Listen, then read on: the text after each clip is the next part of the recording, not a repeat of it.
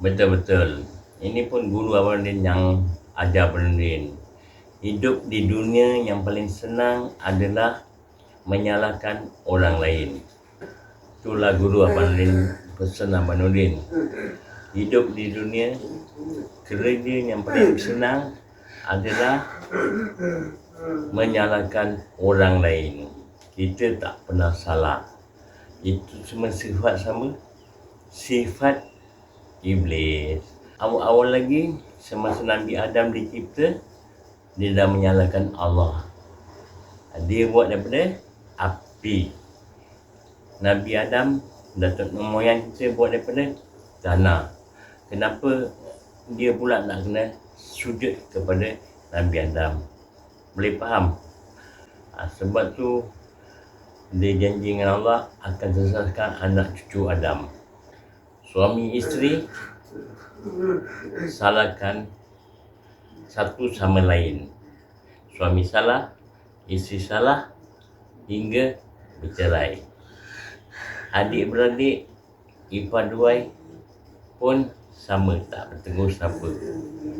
Kerana salahkan sana, salahkan sini, kita tak pernah salah. Sama juga dengan kawan-kawan kita, tak bertegur siapa hingga putus sahabat. Sebab apa? Kita tak pernah salah. Betul tak Abang cakap? Sekarang lah tu korang tengok sekeliling korang. Ada tak umat Nabi Muhammad SAW bercerai, adik-beradik tak bertegur siapa, kawan-kawan hingga tak bertegur siapa juga. Betul tak? Itulah janji iblis dengan Allah. Dia akan huru-harakan anak cucu Adam. Allah terima doanya.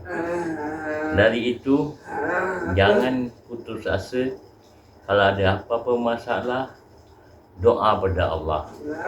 Sedangkan iblis doa pada Allah, Allah terima. Ini kan kita umat Nabi Muhammad SAW. Okay? Hidup jalan terus. Jangan suka menyalahkan orang lain. Muhasabah diri kita sendiri, salahkanlah diri kita. Okay? You all take care, stay safe, and ciao. Pam. Orang ahli zikir pasti kolbunya penuh cinta. Jadi kenapa antum ketemu sekelompok orang ngaji doang dia, nggak ada zikirnya, kerjaannya nyalahin orang mulu, karena dia kurang zikrullah. Kalau dia sering zikrullah, di kolbunya yang penuh cinta, mahabbah itulah ruhul Islam.